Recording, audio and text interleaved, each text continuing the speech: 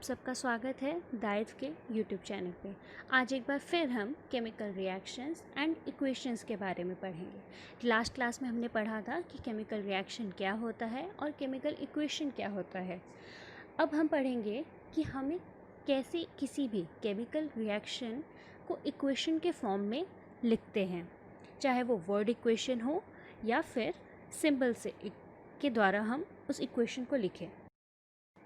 किसी भी chemical equation यानी किसी भी रासायनिक समीकरण को लिखने से पहले हमें कुछ बातें ध्यान में रखनी होती है।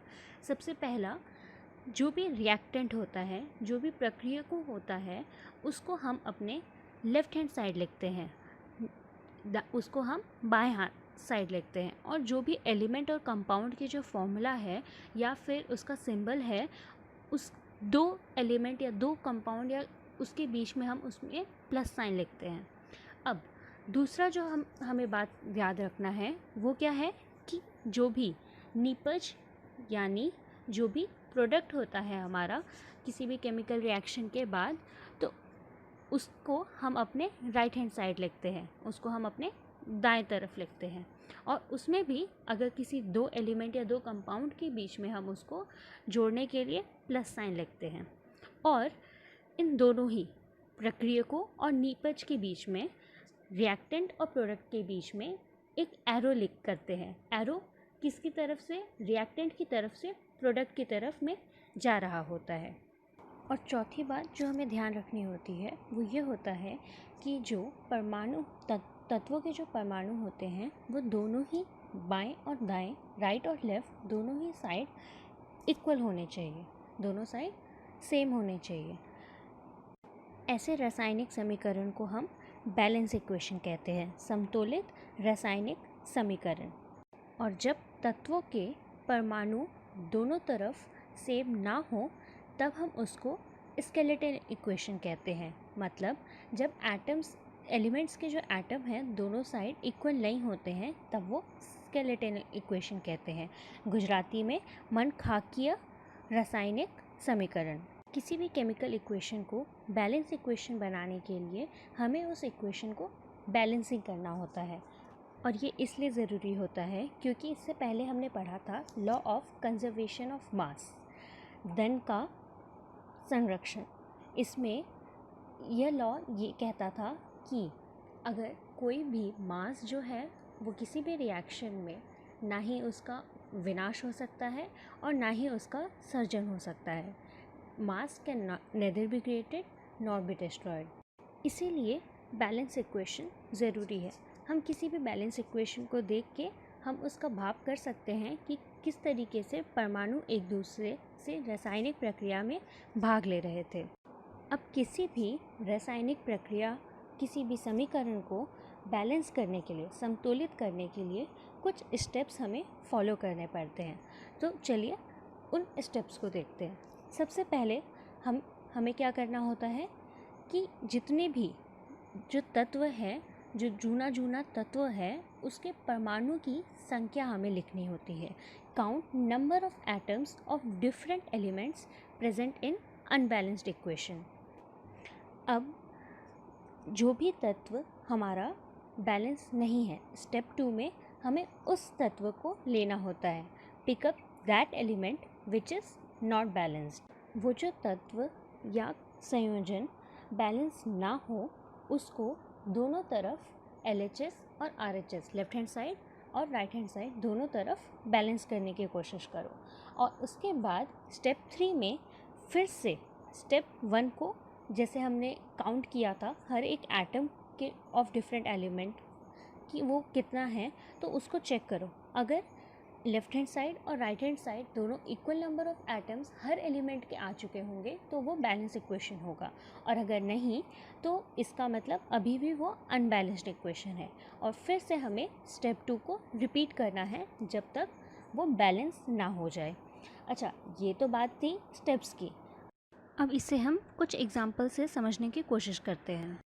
अब हम इसके इक्वेशन को देखते हैं। तो सबसे पहले मान लो एक एग्जांपल लेते हैं जिसमें क्या हो रहा है, सोडियम रिएक्ट कर रहा है किसके साथ? वाटर के साथ। अब रिएक्टेंट है प्रक्रिया है तो ये लेफ्ट साइन लिखते हैं और उसके बीच में प्लस का साइन, और जो प्रोडक्ट वो बन रहा है उससे प्रोडक्ट क्या बन रहा है, सोडियम हाइड्रोक्साइड प्लस हाइड्रोजन। अब जो हमारा थर्ड पॉइंट था वो क्या था कि इसके बीच में एक एरो रहता है जो कि रिएक्टेंट से प्रोडक्ट की तरफ होता है। अब ये इक्वेशन क्या है, ये तो रिटन इक्वेशन है, तो इसको सबसे पहले हम इसके स्केलेटन इक्वेशन के फॉर्म में लिख लेते हैं, मन खाकिए के रूप में लिख लेते हैं। अब वो हम कैसे लिखेंगे, इसके स्केलेटन फॉर्म को कैसे लिखेंगे, उसके लिए हमें जैसे सोडियम का सिंबल पता है जो है Na, वाटर का सिंबल पता है जो है H2O, अब हमें सोडियम हाइड्रोक्साइड का भी पता है NaOH, और हाइड्रोजन का सिंबल होता है H2O। अब बैलेंस करने के लिए हमने कुछ स्टेप्स देखा था, तो सबसे पहला स्टेप क्या था हमारे पास, स्टेप 1, जिसमें हमें टोटल उसके एटम्स, हर एक एलिमेंट के एटम्स को लिखना था। अब उसके एटम्स को लिखने के लिए हम एक टेबल बना लेते हैं। अब इस टेबल में हम क्या करते हैं, इस साइड हमें लिख लेते हैं रिएक्टेंट जो कि होता है प्रक्रिया, और इस साइड हम लिख लेते हैं प्रोडक्ट जो होता है निपज। अब हमारे पास कौन कौन से तत्व है, एलिमेंट कौन कौन से हैं, एक Na है, दूसरा क्या है हाइड्रोजन है, और एक क्या है ऑक्सीजन। अब Na सोडियम कितने हैं रिएक्टेंट साइड में, लेफ्ट हैंड साइड एक ही है, और हाइड्रोजन कितने हैं 2, ऑक्सीजन कितना है 1। अब प्रोडक्ट साइड में सोडियम कितना है, यहाँ पे भी एक ही है। अब ऑक्सीजन कितना है 1, हाइड्रोजन कितना है 3। तो अब आप देख सकते हो कि सोडियम जो है वो दोनों साइड में इक्वल है, ऑक्सीजन भी है वो दोनों साइड में इक्वल है, लेकिन जो हाइड्रोजन जो है हमारा वो दोनों साइड इक्वल नहीं है, तो इसको हमें बैलेंस करना पड़ेगा। तो इसको बैलेंस हम करने के लिए हमें सेकेंड स्टेप में हाइड्रोजन को चूज़ करना। अब सेकेंड स्टेप में हमें इसको इक्वेशन को बैलेंस कैसे करना है, हम वो चीज़ देखते हैं। तो सबसे पहले तो हम उसका स्केलेटन इक्वेशन फिर से लिख लेते हैं स्टेप 2 में। तो इक्वेशन हमारा है Na plus H2O which gives NaOH plus hydrogen. अब यहाँ पे हमारा हाइड्रोजन जो है वो बैलेंस नहीं है, यहाँ पे 2 हाइड्रोजन है और यहाँ पे सिर्फ 3 हाइड्रोजन है। तो इसको बैलेंस हम किस तरीके से करेंगे, जिससे यहाँ पे और यहाँ दोनों साइड में हमारे हाइड्रोजन के एटम जो है वो सेम हो जाए। तो अगर हम यहाँ पे इसको 2 से मल्टीप्लाई कर देंगे तो यहाँ पे कितना हो जाएगा, 4 हाइड्रोजन हो जाएगा, यहाँ पे 3 हाइड्रोजन हो जाएगा। तो ये इसको भी अगर हम 2 से मल्टीप्लाई कर दें तो आप देख रहे हो यहाँ पे हाइड्रोजन जो है वो दोनों 4 हो गए, और यहाँ पे 2 हाइड्रोजन और यहाँ पे 2 हाइड्रोजन, तो दोनों साइड हाइड्रोजन जो है वो सेम हो गए। लेकिन अब हाइड्रोजन सेम हो गया तो हमारा स्टेप 3 क्या है होना चाहिए, हमें एक बार फिर से रिएक्टेंट और प्रोडक्ट की गिनती करनी चाहिए। तो फिर से हम एक टेबल बना लेते हैं। तो अब स्टेप 2 में हमारे कितने कौन कौन से हुए थे, नाइट्रोजन कितना है अभी, सॉरी नाइट्रोजन नहीं, सोडियम कितना है, उसमें तो चेंज हुआ नहीं, यहाँ पे रिएक्टेंट में एक ही है। प्रोडक्ट में कितना हो गया, 2 हो गया, क्योंकि हमने यहाँ पे 2 से मल्टीप्लाई किया था। अब हाइड्रोजन कितना है, हाइड्रोजन को हमने बैलेंस किया था तो ये 4 हो गया। ऑक्सीजन कितना है, यहाँ पे 2 है और यहाँ पे भी 2 है। तो अब यहाँ पे आप देख सकते हो कि यहाँ पे हाइड्रोजन और ऑक्सीजन तो दोनों बैलेंस है, लेकिन सोडियम जो है वो बैलेंस नहीं है। अब रिएक्टेंट में हमें एक सोडियम की कमी है। तो अब स्टेप 4 में हमें क्या करना था, हमें स्टेप 2 को रिपीट करना था। तो इस बार हम क्या करेंगे, हम स्टेप 2 वाले इक्वेशन को लिख लेंगे। 2H2O gives 2NaOH plus H2। तो अब इस इक्वेशन में हमें क्या करना है, हमें Na सोडियम को इक्वल करना है। तो यहाँ पे 2 सोडियम है और यहाँ पे 1 है। अगर मैं इसको 2 से मल्टीप्लाई कर दूंगी तो यहाँ पे भी 2 सोडियम हो जाएगा और यहाँ पे भी हो जाएगा। तो अब यहाँ पे आप देख सकते हो कि यहाँ पे सोडियम, हाइड्रोजन और ऑक्सीजन तीनों ही एलिमेंट, तीनों ही तत्व पूरी तरह से बैलेंस हो चुका है। अब आगे आप चाहो तो आगे आप इसको कंफर्म कर सकते हो। स्टेप 5 फिर से वो टेबल बना सके और उसमें क्या होगा कि सोडियम, हाइड्रोजन और ऑक्सीजन तीनों ही तत्व के परमाणु दोनों ही तरफ रिएक्टेंट और प्रोडक्ट मतलब प्रक्रियकों और निष्पक्ष के दोनों ही तरफ वो इक्वल होगा। तो ये था हमारा पहला इक्वेशन जिसमें हमारे पास फाइनल संतुलित रासायनिक समीकरण क्या आ गया, 2Na plus 2H2O gives 2NaOH plus H2O। ये तरीका था जिसको हम कैसे किसी भी रासायनिक प्रक्रिया से हम उसके रासायनिक समीकरण तक लिखते हैं। अब नेक्स्ट एग्जांपल हम देखते हैं। तो नेक्स्ट एग्जांपल में हम इसके सीधे समीकरण पे चलते हैं, रासायनिक उसके इक्वेशन पे। तो Fe plus H2O, जो आयरन है वो पानी के साथ रिएक्ट करके Fe3O4 ferrous oxide plus hydrogen बनाता है। तो अब सबसे पहले इसमें हम स्टेप 1 हमें क्या करना है, उसके परमाणुओं को गिनना है जो अलग अलग हमारे पास तत्व है। तो उसके लिए हमें जल्दी से तो अब आप इसमें देखोगे तो इस रिएक्शन, इस रासायनिक समीकरण में हमारे पास Fe, हाइड्रोजन और ऑक्सीजन हमारे पास तत्व में है। तो रिएक्टेंट में हम देखते हैं कि सबसे पहले हमारे जो प्रक्रियकों हैं उसमें Fe कितना है, आयरन 1 ही है, हाइड्रोजन कितना है 2 और ऑक्सीजन कितना है 1। और प्रोडक्ट में निपज में Fe कितना है 3 है, ऑक्सीजन कितना है 4 और हाइड्रोजन कितना है 2। तो आप यहाँ पे देख सकते हो कि आपका हाइड्रोजन जो है वो तो बैलेंस है, लेकिन Fe और ऑक्सीजन, आयरन और ऑक्सीजन दोनों ही अनबैलेंस्ड है। तो अब आप इसमें कैसे उसको चूज करोगे, आप क्या उसके H2O को लोगे और दूसरे को बैलेंस करोगे? नहीं।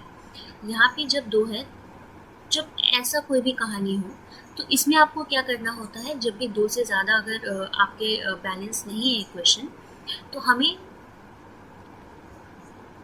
उस प्रक्रियकों को चूज करना होता है जिसमें सबसे ज़्यादा, उस संयोजन को चूज करना होता है जिसमें सबसे ज़्यादा तत्व हो। तो हम यहाँ पे उसके पहले तो रिएक्शन लिख लेते हैं, Fe plus H2O which gives Fe3O4 plus H2। तो यहाँ पे हमारा ऐसा कौन सा संयोजन है जिसमें सबसे ज़्यादा तत्व है, वो क्या है, Fe3O4 है ना, Fe3O4।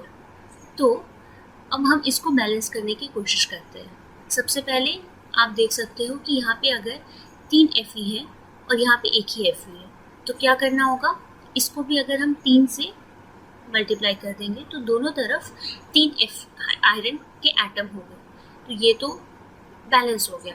अब ऑक्सीजन जो है वो 4 है यहाँ पे और यहाँ पे 1 ही है, तो इसको बैलेंस करने के लिए हम क्या करेंगे, इसको 4 से मल्टीप्लाई कर देंगे, तो ऑक्सीजन यहाँ पे भी 4 हो गए और यहाँ पे भी 4 हो गए। अब स्टेप 3 क्या था हमारा, स्टेप 3 में हमें फिर से गिनती करनी थी कि वो बैलेंस इक्वेशन हुआ या नहीं हुआ। तो उसके लिए हमें फिर से एक टेबल बनाना होगा। तो अब हमारे जो स्टेप 2 में जो हमारे जो भी प्रक्रिया थी उसके हम गिनते हैं। तो यहाँ पे रिएक्टेंट में Fe कितना है, 3 है, और प्रोडक्ट में Fe कितना है, वो भी 3 है। हाइड्रोजन कितना है रिएक्टेंट साइड में, यहाँ पे कितना हो गया, 4 2 8। तो 8 प्रक्रियकों में हाइड्रोजन है और निपज में कितने हाइड्रोजन है? सिर्फ 2 है। ऑक्सीजन कितना है? यहाँ पे 4, और हमारे राइट साइड में ऑक्सीजन कितना है? 4। तो अब आप देख सकते हो कि हमारा Fe जो है वो बैलेंस हो गया, ऑक्सीजन जो है वो भी बैलेंस हो गया, लेकिन हाइड्रोजन जो है बैलेंस नहीं है।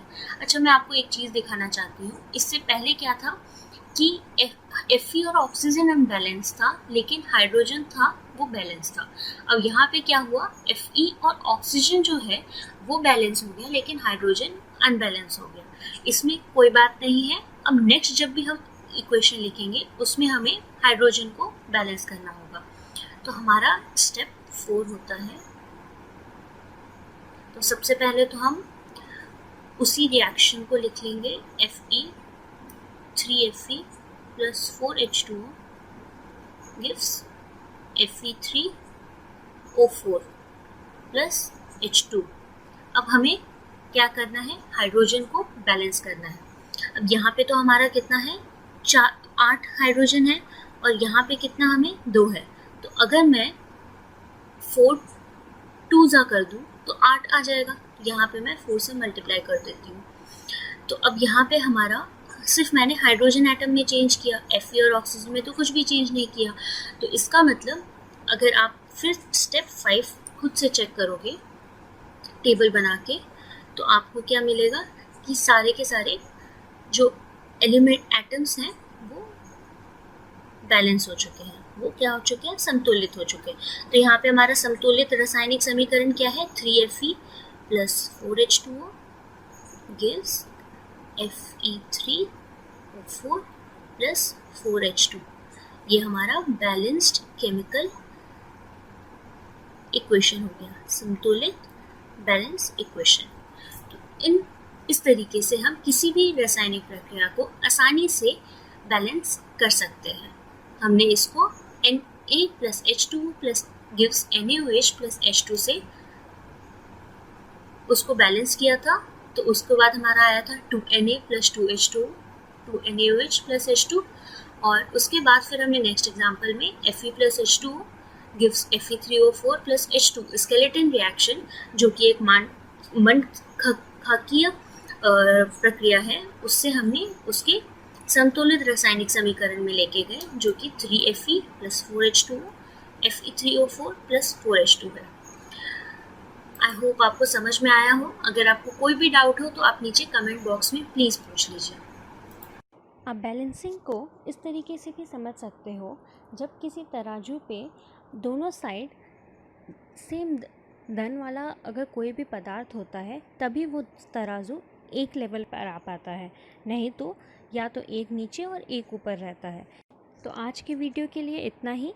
अगर आपको वीडियो पसंद आया हो तो लाइक और शेयर करना मत भूलिएगा, और नेक्स्ट क्लास में हम पढ़ेंगे types of chemical reactions. So see you in the next class. Thanks for watching.